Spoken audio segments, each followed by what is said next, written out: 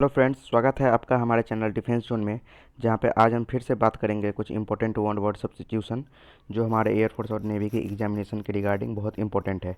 इससे पहले मैंने सेट 1 और प्रैक्टिस सेट 2 करवा दिया था और इसी सीरीज को आगे बढ़ाते हुए आज हम करेंगे प्रैक्टिस सेट 3 और प्रैक्टिस सेट नंबर 4।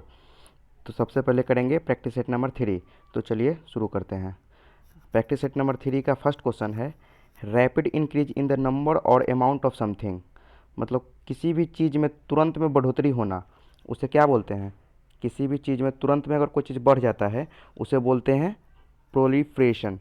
प्रोलिफ्रेशन मतलब होता है तुरंत बढ़ोतरी होना।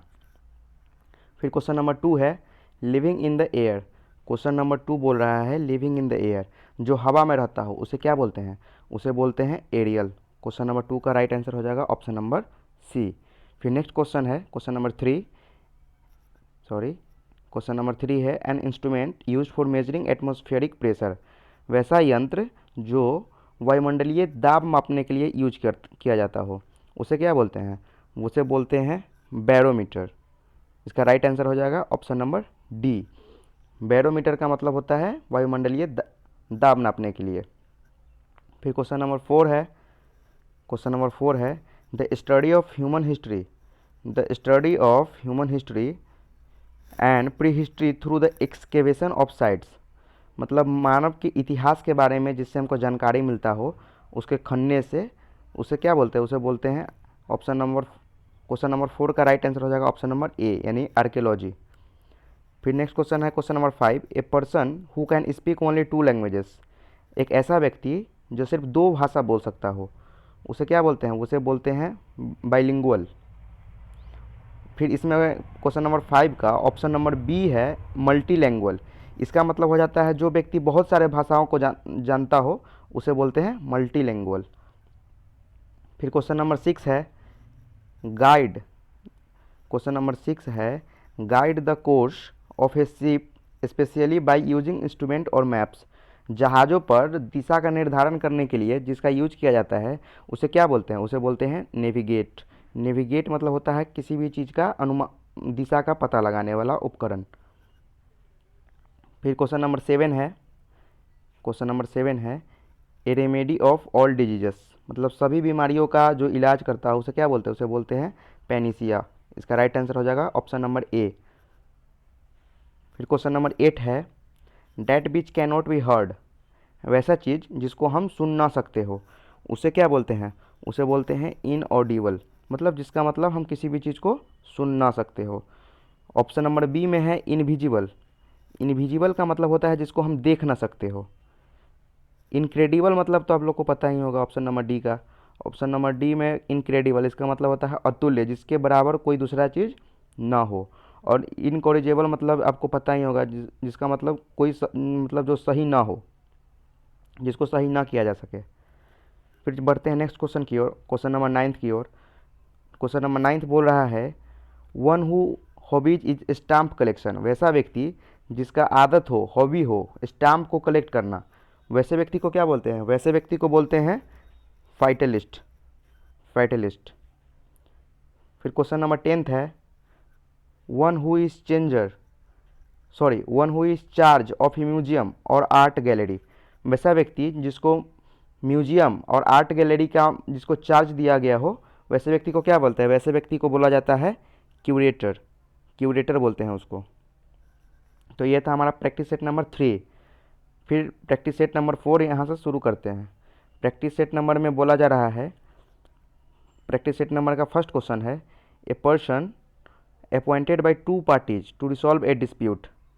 ऐसा व्यक्ति जब 2 पक्षों के बीच में जब विवाद होता हो तो उसको सुलझाने के लिए एक मीडिएटर का जो काम करता है उसे क्या बोलते हैं? उसी को बोलते हैं आर्बिट्रेटर, जिसका मतलब होता है पंच। पंच जो दोनों मैटर को सॉल्व करे उसे बोलते हैं आर्बिट्रेटर। फिर क्वेश्चन नंबर 2 है, a family of young animals. मतलब जानवरों के परिवार में जो छोटा बच्चा जन्म लेता है तो उसे क्या बोलते हैं? उसे बोलते हैं ऑप्शन नंबर डी हो जाएगा इसका राइट आंसर, ब्रूड। फिर नेक्स्ट क्वेश्चन है question number 3, A large deep metal pot used for cooking over open fire.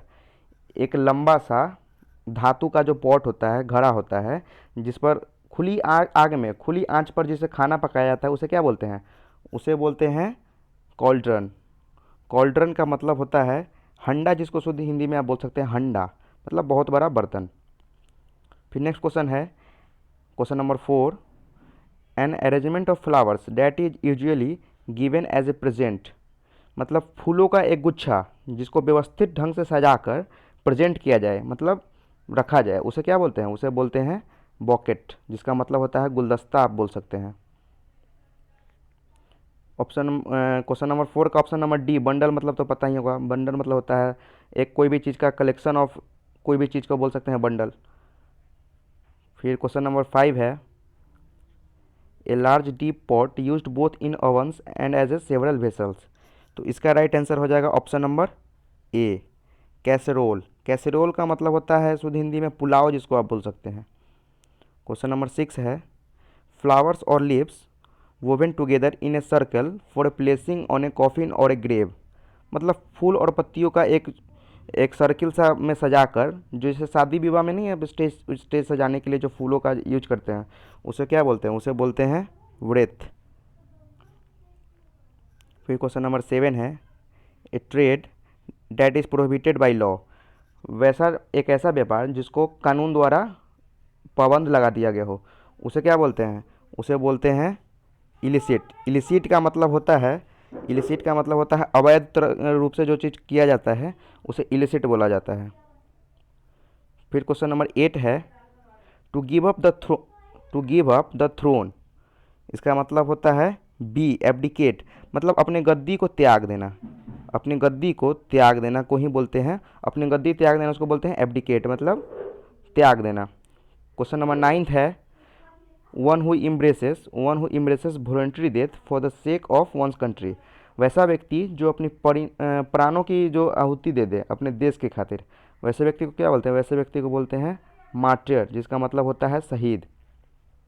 Question number 10 है, one who is indifferent to art and culture. मतलब जो इसको art और कल्चर के बारे में कोई जानकारी ना हो, उसे क्या बोलते हैं? उसे बोलते हैं फिलिस्टीन। तो इसका राइट आंसर हो जाएगा ऑप्शन नंबर सी। तो ये था हमारा आज 2 प्रैक्टिस सेट, ये 10-10 इंपॉर्टेंट क्वेश्चन, तो टोटल हो गए 20 क्वेश्चन। तो इससे फिर आगे का इसका सीरीज जारी रहेगा। और आपसे एक ही रिक्वेस्ट है कि चैनल को सब्सक्राइब करें, लाइक करें और बेल आइकन को दबा दें, जिससे आने वाले वीडियोज़ की नोटिफिकेशन आपको समय समय पर मिलती रहे।